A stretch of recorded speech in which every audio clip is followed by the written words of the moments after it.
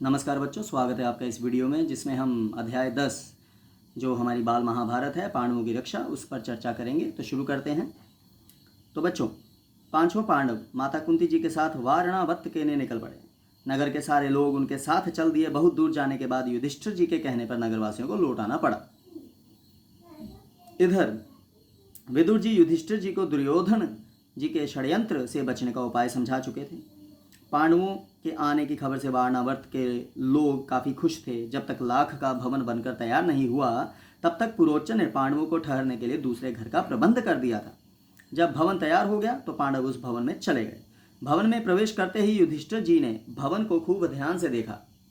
तो समझदार तो वो थे, तो देखने से यह पता चला कि घर जल्दी आग पकड़ने वाली चीज़ों से बना है। युधिष्ठिर जी ने भीम जी को यह भेद बता दिया, किंतु उन्हें सावधान करते हुए बोले, हम जानते हैं कि यह खतरनाक जगह है, फिर भी हमें विचलित नहीं होना चाहिए। पुरोचन जी को इस बात का पता ना चले कि हम लोग उनके गुप्त षड्यंत्र को जान चुके हैं। मौका मिलते ही हम लोगों को यहाँ से भागना होगा। तो वे लोग उसी लाख के घर में रहने लगे।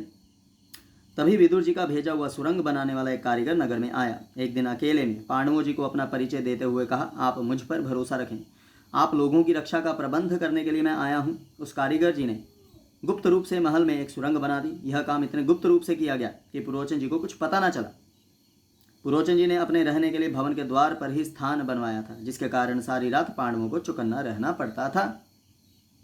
तो बच्चों, ये चित्र देख सकते हैं, सुरंग जैसा है। तो पुरोचन जी अपनी योजना के अनुसार पांडवों जी को हताहत करना चाहते थे। ठीक है, समझदार युधिष्ठिर जी इस बात को समझ गए। तो युधिष्ठिर जी की सलाह पर माता कुंती जी ने उसी रात को एक भोज का आयोजन किया। बड़ी धूमधाम से नगर के सभी लोगों को भोजन कराया गया। खा पीकर सभी लोग गहरी नींद में सो गए। पुरोचन जी भी सो गए। आधी रात को भीम जी ने भवन में आग लगा दी और माता कुंती जी के साथ पांचों भाई सुरंग के रास्ते बाहर निकल गए। इधर आग लगते ही भवन जलकर राख हो गया। पुरोचन जी भी उसी में जल गए। भयंकर आग को देखकर लोगों में हाहाकार मच गया। सभी लोगों ने यही समझा कि पांडव जल गए। वारणावत के लोगों ने यह खबर हस्तिनापुर पहुंचा दी कि पांडव जिस भवन में ठहराए गए थे वह जलकर राख हो गया। धृतराष्ट्र जी तथा कौरवों जी ने पांडवों जी की मृत्यु पर शोक मनाया और गंगा में जाकर कुंती जी को जलांजलि दी। इधर विदुर जी को पूरा विश्वास था कि पांडव लाख के भवन से बचकर बाहर निकल गए होंगे।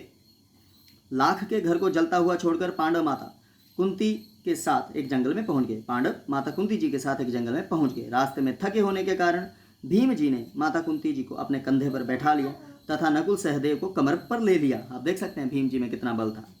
युधिष्ठिर जी और अर्जुन जी का हाथ पकड़कर भीम जी उस जंगली रास्ते में उन्मत्त हाथी की तरह तेजी से चलने लगे। जब वे लोग गंगा जी के किनारे पहुंचे तब वहां विदुर जी की भेजी हुई एक नाव मिली।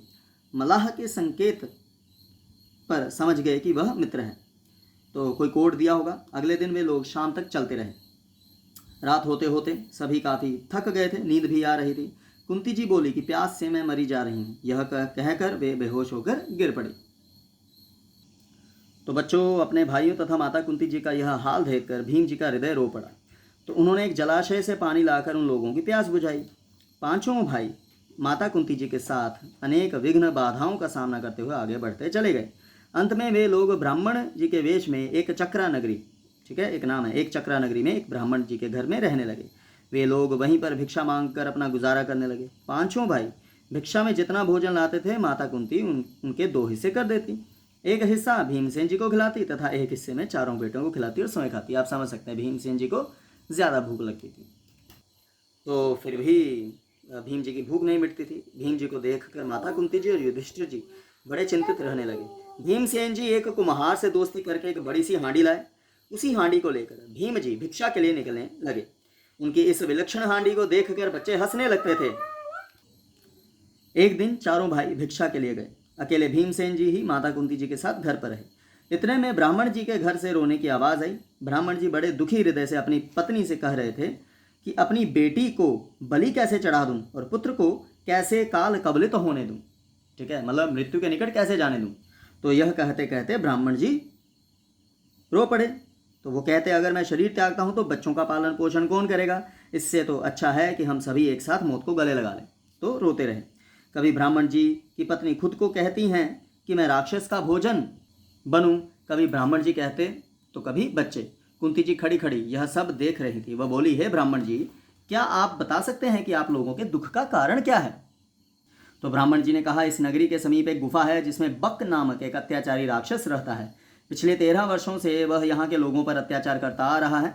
इस देश का राजा इतना निकम्मा है कि वह इस राक्षस के अत्याचार से हम सबको बचा नहीं रहा है। लोगों ने घबराकर बक से विनती की कि कोई ना कोई नियम बना ले। बकासुर ने लोगों की बात मान ली और लोग अपने परिवार से बारी बारी से एक आदमी और खाने की अन्य चीज़ें उसके पास पहुंचा देते हैं। इस सप्ताह हमारी बारी है, यही चिंता का कारण है। मतलब वो लोगों को भी खा जाता था। ब्राह्मण जी की बातों को सुनकर कुंती जी ने सबसे पहले भीमसेन जी से सलाह ली।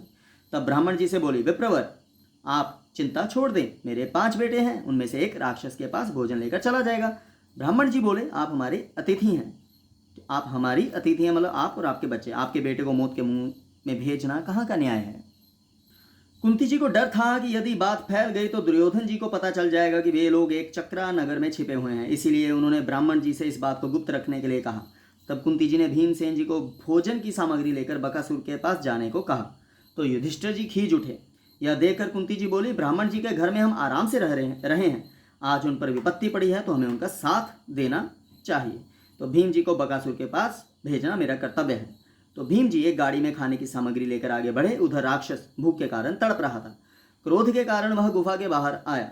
उन्होंने देखा कि एक मोटा सा मनुष्य बड़े आराम से बैठकर भोजन कर रहा था।